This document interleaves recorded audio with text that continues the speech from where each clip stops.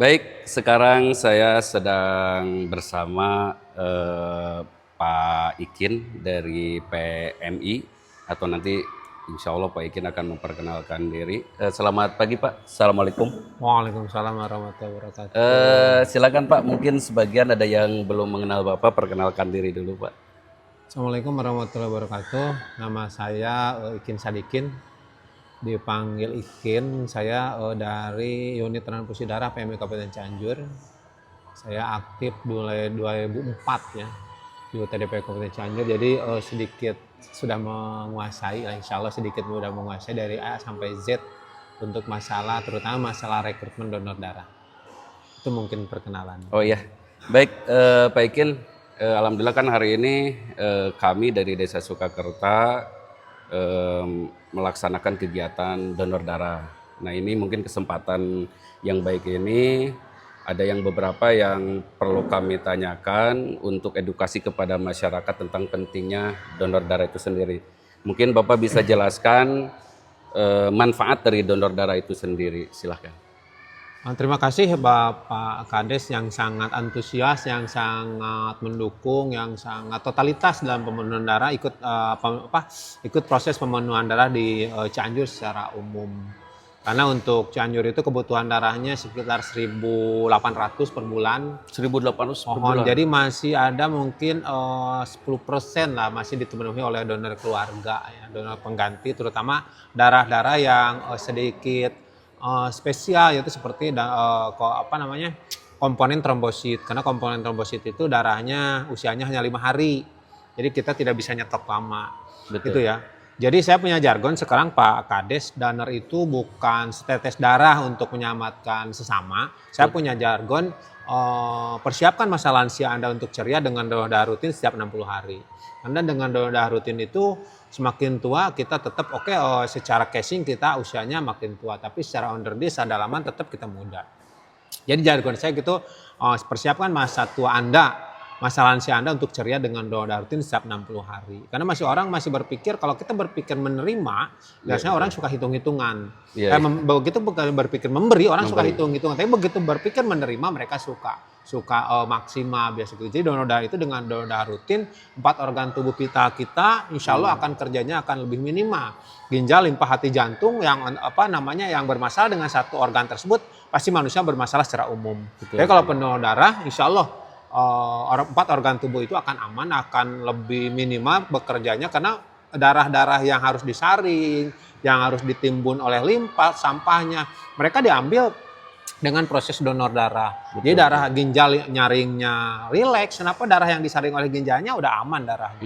Jadi donor darah itu benar-benar 1001 manfaat. Dengan yang teman-teman yang biasa masih suka pegel-pegel, yang masih suka asam uratnya tidak terkontrol, dengan donor darah asam urat, kolesterol, hipertensi, gula darah aman.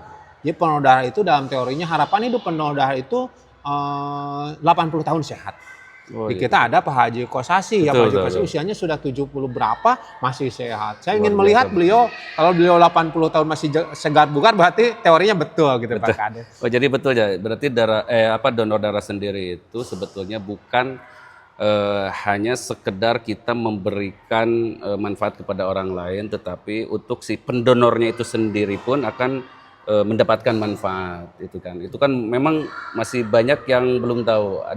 Ada juga yang berpikiran bahwa ketakutan ketika dia mendonorkan darahnya, darahnya jadi berkurang. Nah seperti untuk itu darah berkurang sebetulnya analoginya saya sering mudah menganalogikan kepada teman-teman yang awam. Saya bilang, Anda punya sumur di rumah. Iya Pak. Coba Anda ambil sumur itu 5 ember. Betul. Pasti saat itu nambah lagi. Tapi kalau nggak diambil tetap. Ya Allah Subhanahu Wa Taala itu begitu darah diambil 350 mili, sum-sum tulang belakang, tulang pipi, tulang belut langsung merespon. Karena darah nggak bisa kurang. 1 kali 24 jam darahnya ditambah dengan darah yang baru, yang energi. Betul. Awam takut kehabisan wajar. Tapi kalau begitu buka paradigma, iya. Karena analogi sumur itu sangat pas saya bilang sih. Betul juga. Gitu Pak Kades. Terus ini juga ada yang bertanya, ini kan donor darah itu rutinnya itu berapa bagusnya rutinnya itu 3 bulan sekali kah atau 2 bulan sekali kah? Kalau saya Seperti punya di kita itu ada aturan bahwa darah itu paling cepat donor itu 60 hari. 60 hari. 60 hari paling cepat, tidak boleh kurang. Tapi saya punya konsep, saya olah sendiri. Kalau dalil Kangnya, lalu kita olah gitu ya. Saya olah itu 60 hari paling cepat, tapi jangan lebih dari 120 hari atau 4 bulan ya. 3 kali 4 ya 120, berarti jangan lebih dari 4 bulan. Kenapa? Karena begitu 120 hari, karena darah itu didonorkan dan tidak didonorkan 120 hari, darah itu sirkulasi. Jadi kalau dia kurang lebih dari 120 hari belum donor, ginjalnya kerja lagi, jantungnya kerja lagi, limpanya kerja, hatinya kerja lagi secara maksimal. Betul. Jadi diusahakan kalaulah mau ambil 60 hari rutin bagus, tapi jangan lebih dari 120 hari. Misalnya 70 hari, 90 hari. Kalau begitu 120 hari, darah-darah jelang 120 hari dari 100 ke 120 hari itu lebih kuat berikatan dengan CO2. Bawaannya pegel, bawaannya kurang fokus, bawaannya lemas. Tapi kalau darah-darah dari 0 sampai 60 hari, fresh, segar, fokus, energik biasanya orang begitu. Iya betul. Ya seperti Pak Kades lah, selalu energi all out. Tapi memang saya ini yang terinspirasi khusus saya ya di desa kami itu kan ada Pak Haji Engkos Kosasi ya. Pak Haji Engkos itu memang secara usia itu sudah paling senior lah di desa kami, tetapi karena beliau pendonor rutin ya. Betul. Dan kalau tidak salah beliau juga pernah mendapatkan penghargaan dari Presiden. Mohon, Satya Bakti Kemanusiaan. Oh iya betul. Nah, tahun 2017 itu. ya, saya lihat beliau itu memang segar bugar walaupun di usia yang memang tidak muda lagi, tetapi masya Allah. Karena memang salah satu rahasianya beliau itu rutin untuk mendonorkan darahnya, dan mungkin kalau boleh saya bilang desa kami itu salah satunya inisiator kenapa harus ada donor darah di desa kami itu dari beliau. Jadi konsepnya sebetulnya donor darah itu kan pengobatan dari darah itu sebetulnya sih udah dari zaman Rasul kan Kang Ustaz. Oh gitu ya? Oh iya, zaman seperti kan Pason, seperti Bekam itu kan udah dari zaman Rasul. Oh iya betul. Jadi kontemporernya donor darah. Oh, iya, kenapa donor darah tidak ada zaman Rasul? Jamaya baheula makanya. Itu jadi kontemporernya ya donor darah. Menurut saya sih kalau dengan Islam donor darah itu disatu padukan, subhanallah.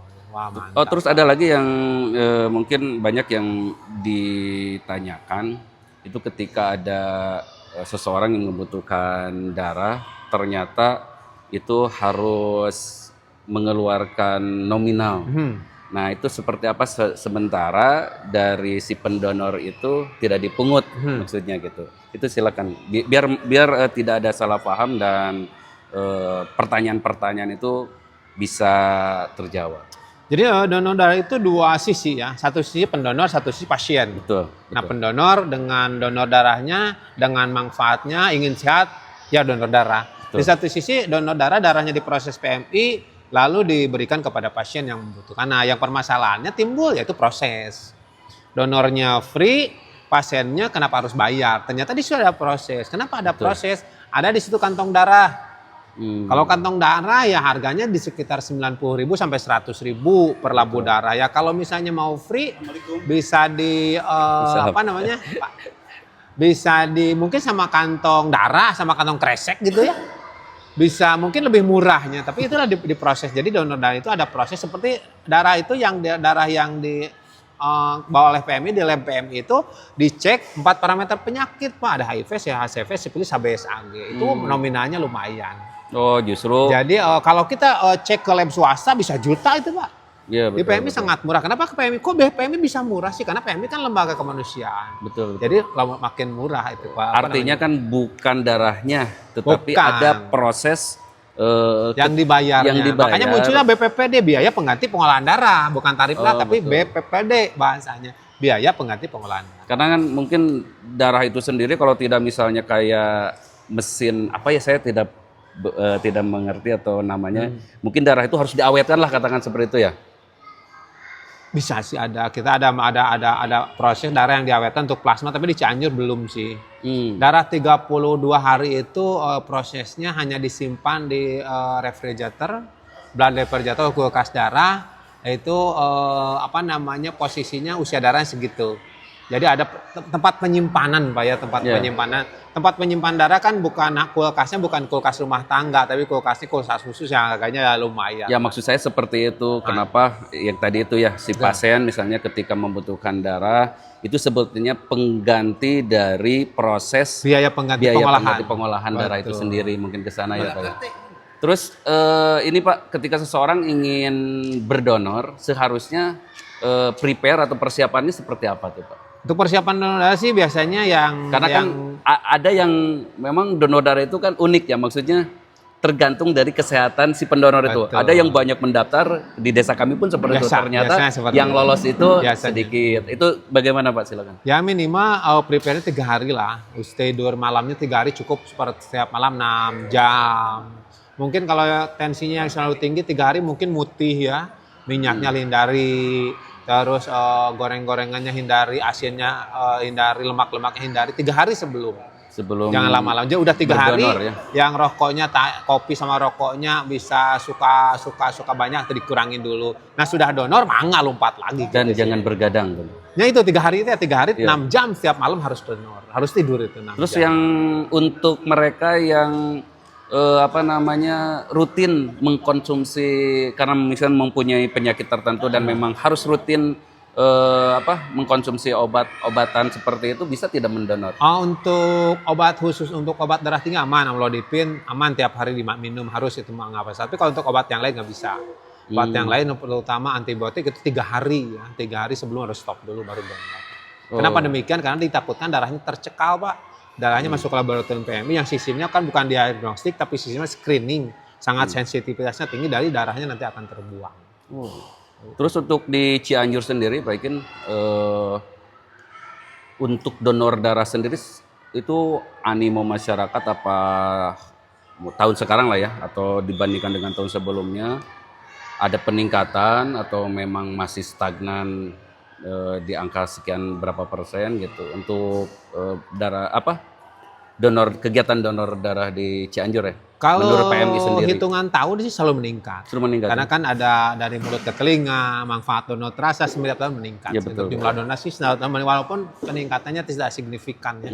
Mungkin 5%, 5-10% naik, tapi tetap kita naik. Dan saya yakin punya keyakinan insya Allah sometime kita akan seperti kota Bandung yang donornya sudah ngantrinya. Di kota Ya, Bandung kan ngantri di kota yang lain harus seperti sudah seperti itu ya. Betul. Tapi memang kalau saya lihat, saya tidak melihat di tempat yang lain. Desa kami aja Pak, desa kami itu kan pertama donor itu sedikit. Betul. Tetapi karena kami terus melakukan kampanye, terus ada edukasi ke masyarakat tentang pentingnya donor darah sendiri. Alhamdulillah, jadi tiap kegiatan donor darah itu alhamdulillah sekarang meningkat walaupun memang belum begitu signifikan sih Pak. Karena saya juga berharap ke depannya lebih banyak. Tidak memudahkan semudah membalikan telapak tangan. Dan donor itu ada 3 Kang Ustadz. Pak Kades ada 3 parameter orang bisa mau donor meledak. 1, memahami. Banyak pendonor kan yang sudah paham ditolak ngambek. Oh iya betul. Dia paham manfaat donor. Yang kedua instruksi. Tangan besi Pak Kades. Donor seperti ya Pak Kades mengunjungi RT RW, kita memaksa untuk sehat. Betul. Instruksi wajib donor RT RW, meledak tuh. Yang ketiga reward. Pendonor dikasih A, pendonor dikasih B. Nah itu kalau 3 parameter itu terpenuhi aman. Kalau hanya himbauan, ya tapi dengan himbauan sih larinya tadi tuh ya pendonor yang memahami. Betul. Donornya akan apa? Permanen. Tapi kalau instruksi dan reward biasanya temporer gitu sih. Betul tuh. Itu yang justru yang saya menarik itu dan mungkin belum diketahui oleh banyak warga atau masyarakat luas bahwa itu tadi mereka berpikirnya bahwa donor darah itu hanya memberi saja. Betul. Hanya